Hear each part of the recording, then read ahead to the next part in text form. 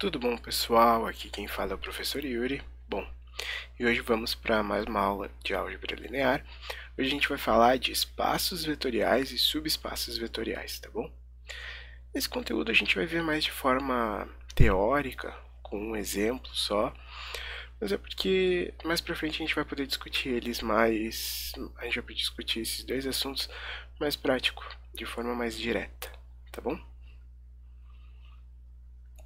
Então bora lá. Então, um espaço vetorial é um conjunto não vazio, V, de objetos, e dentro desses objetos, a gente vai chamar, eles vão ser chamados de vetores, quem está dentro desse objeto, desse conjunto. E nesse conjunto são definidas as operações de soma e multiplicação.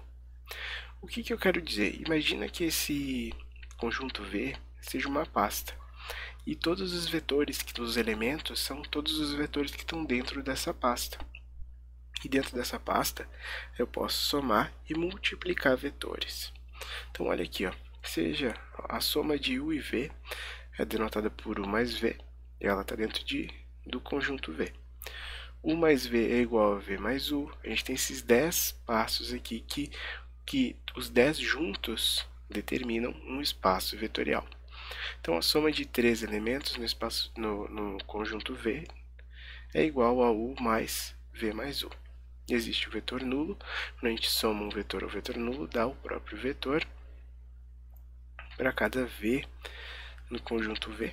Existe um menos V, um oposto, tal que se tu somar os dois, a gente encontra o vetor nulo. A gente tem um múltiplo escalar, que a gente pode multiplicar, que também está dentro do vetor nulo. Dado um múltiplo escalar, a gente pode realizar se o múltiplo escalar mais a soma é igual a CU mais CV. E a soma de dois múltiplos escalares a gente pode fazer também deste tipo. E quando a gente tem a multiplicação dessa forma, e o vetor unitário, quando é multiplicado por o escalar 1 multiplicado pelo vetor, é igual ao próprio vetor U. Então, em resumo, espaços vetoriais são o espaço onde se abrigam os vetores, e a gente pode realizar todas as operações de soma e multiplicação sobre eles. Por exemplo, aqui eu tenho esse vetor U e esse vetor V. Se eu fizer U mais V, o resultado é este vetor aqui. Se eu fizer U mais V, eu encontro aqui. Aqui, ó, U mais V mais W igual a U mais V mais W. E geometricamente a gente consegue fazer desta forma.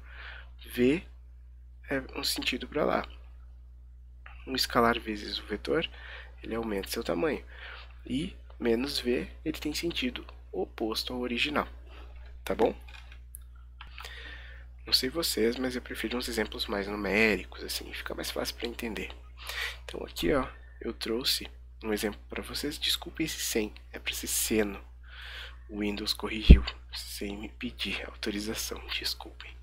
Então você já vê o conjunto de todas as funções reais definidas em um conjunto D. As funções são somadas de forma usual, f mais g. Isso corresponde à função cujo valor em t pertence ao domínio D. E essa soma é f de t mais g de t. Então, seja a f de t 1 mais o seno de 2t e a g de t 2 mais 0,5t, se eu somar as duas vão continuar dentro do vetor do conjunto D. E se eu multiplicar a g por 2, eu também ainda vou estar dentro do conjunto D. Então, aqui é um exemplo mais prático, mas por enquanto a gente ainda está vendo mais teoria do que prática. Como eu já falei para vocês, nas aulas mais à frente a gente vai começar a ver aplicações práticas dos espaços vetoriais. Além dos espaços vetoriais, a gente também vai estudar os subespaços vetoriais.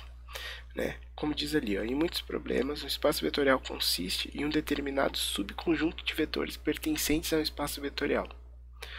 Espaço vetorial maior, Nesse caso, apenas 3 daquelas 10, aqueles 10 axiomas de espaço vetorial precisam ser verificados. Então, o que a gente tem que fazer? O vetor nulo, ele tem que estar dentro do subespaço vetorial.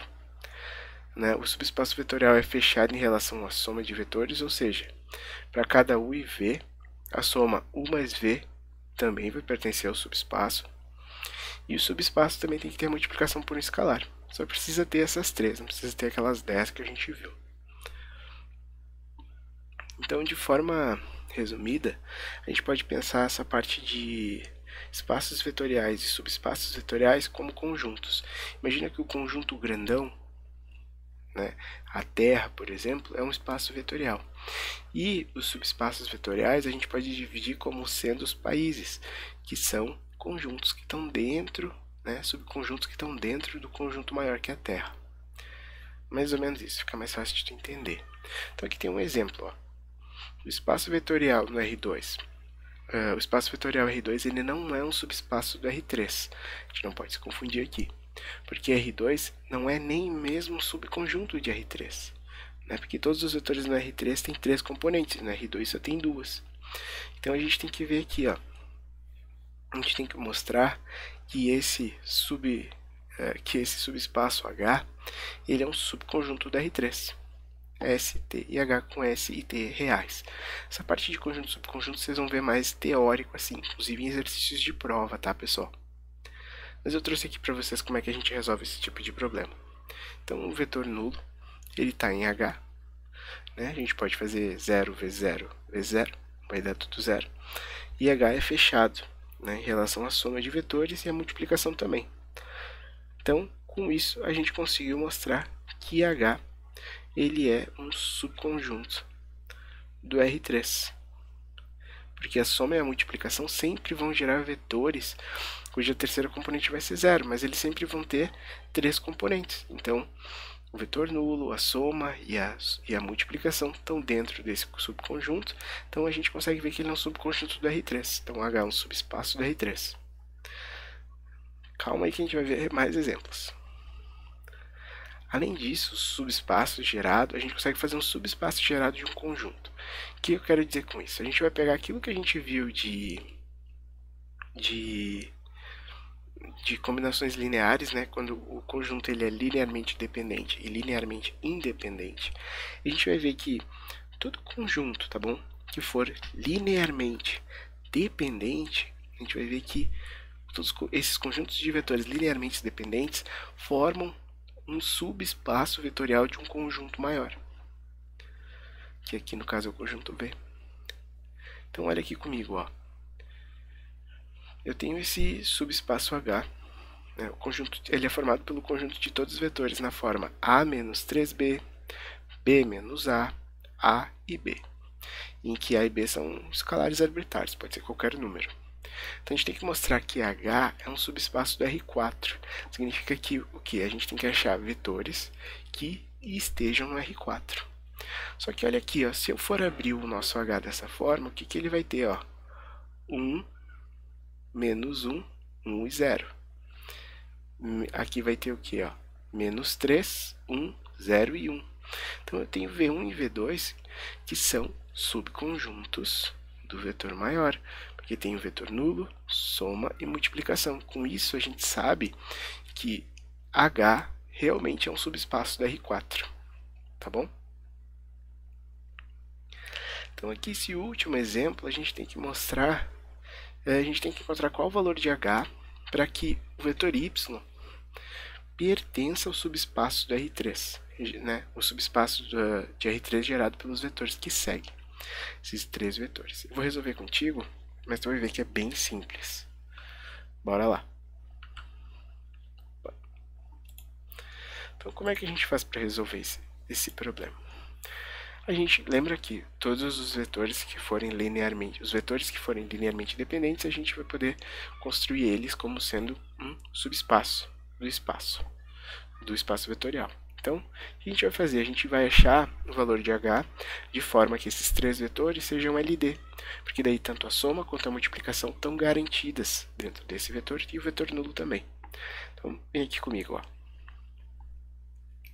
gente vai fazer 1 menos 1 menos 2, 5 menos 4 menos 7, menos 3, 1 e 0. Isso aqui dá menos 4, 3 e H. A gente tem que escalonar essa matriz de forma a verificar um valor de H de modo que esses 3 vetores sejam LD.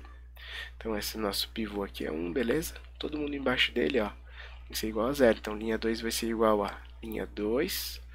Isso, eu falei linha 2, escrevi linha 3. Foi mal. Então linha 2 mais a linha 1. E a linha 3 vai ser igual a linha 3 mais 2 vezes a linha 1.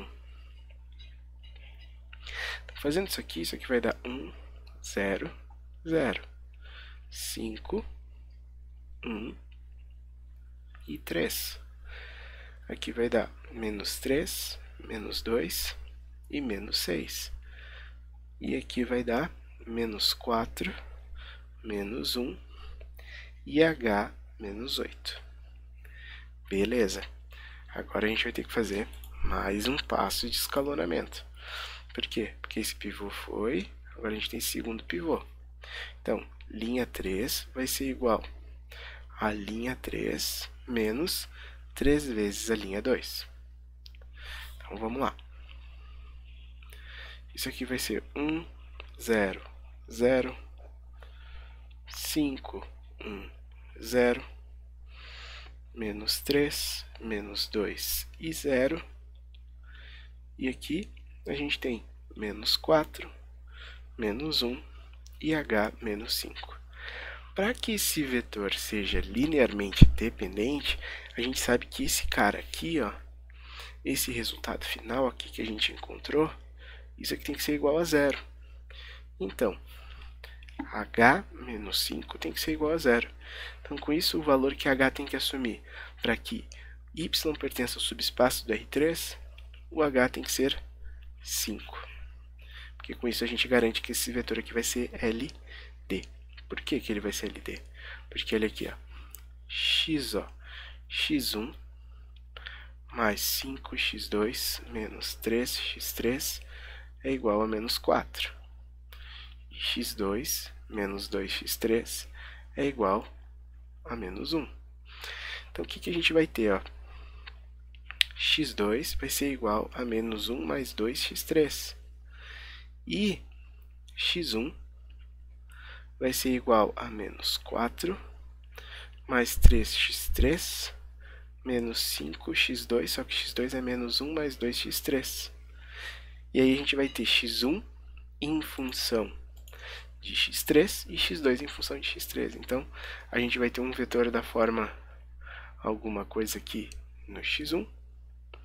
x2 ele vai ser o valor de 0. x3 ele vai ser algum valor ali que a gente vai ter. E com isso a gente garante que este vetor vai ter soma e multiplicação e o elemento nulo. Com isso ele é um subespaço do R3. Tá bom? Qualquer problema que tu tenha, não tenha entendido, por favor, coloca aqui nos comentários. Eu vou te responder, vou te ajudar. E semana que vem nós seguimos o nosso estudo. Fica bem. Tchau.